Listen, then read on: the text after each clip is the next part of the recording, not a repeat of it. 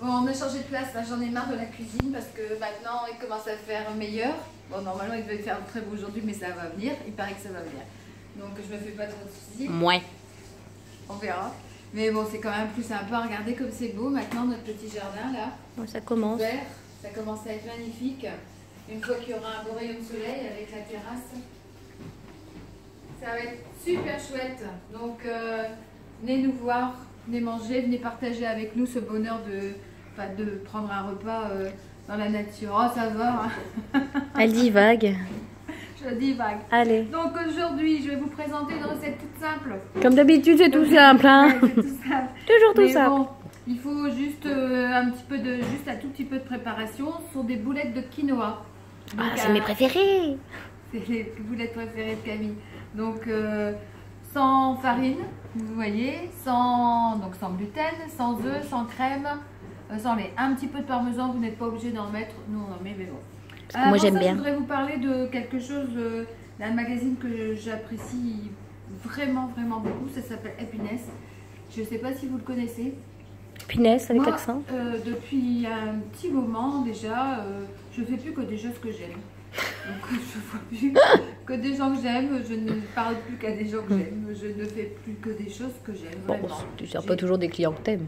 Bon, après, c'est toujours un peu compliqué, le commerce, mais bon, je suis sûre que même dans ceux avec qui je n'ai pas forcément à mon contact, il y a certainement des trucs, si je passais du temps avec eux, que je pourrais trouver super génial. Mais voilà, j'essaye de faire que des choses que j'aime.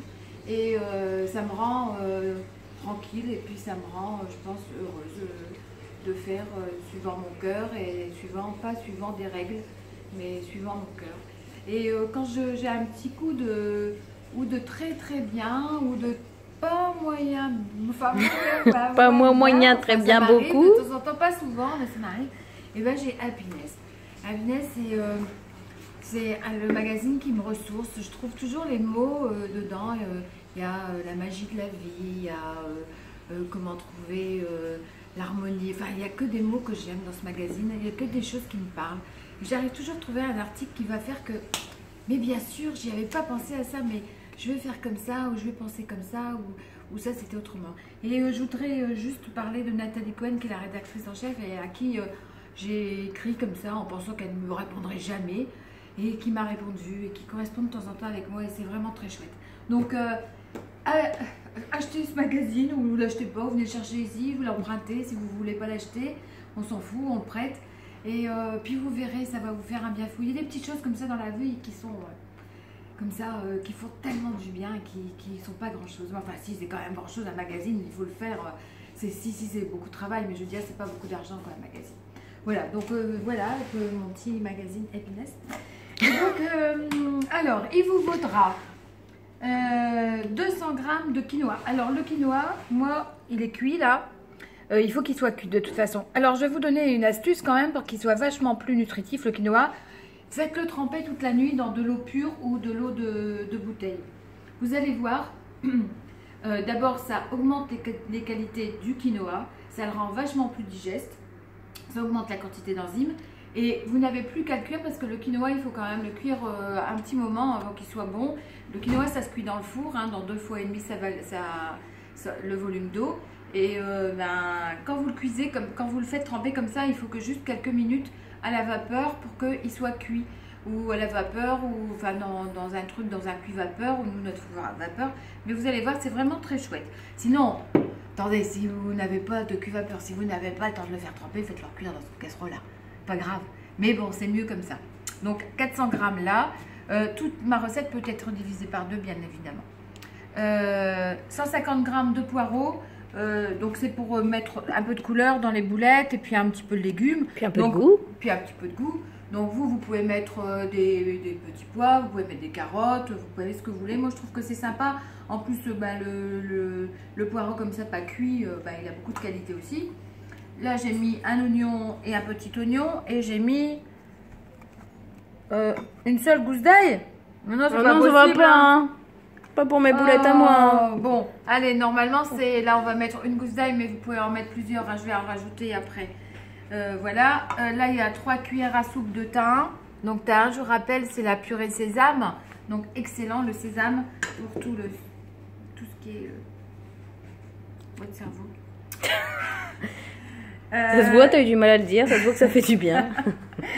Du parmesan, 50 grammes. Là, il y a 100 grammes. Je pense que je vais en mettre que la moitié. Vous n'êtes pas obligé d'en mettre. Vous pouvez mettre du chèvre frais. Vous pouvez mettre ou rien. Ou ce que vous voulez. Bon, moi, je trouve que c'est... Il y a beaucoup de choses sur lesquelles je fais l'impasse maintenant. Plus de fromage, plus de lait, machin, etc. Mais une fois de temps en temps, vous savez bien que la vie, c'est un équilibre. Donc, voilà. Et on va mettre un petit peu de cumin et un petit peu de miso pour saler. Et je vais mettre... je vais rajouter aussi quelques noix pour le plaisir. D'abord parce que les oléagineux, c'est excellent pour la santé. Et parce que ça donne un petit goût en plus. Hein. Donc là, j'ai un mélange de noix différentes. Donc je vais mettre voilà, 2 poignées. Tiens.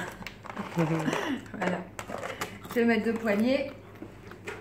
Donc je vais enlever cette chaise qui m'énerve. Et je vais mixer ça avant toute chose. Ah. Brancher, ça peut aller.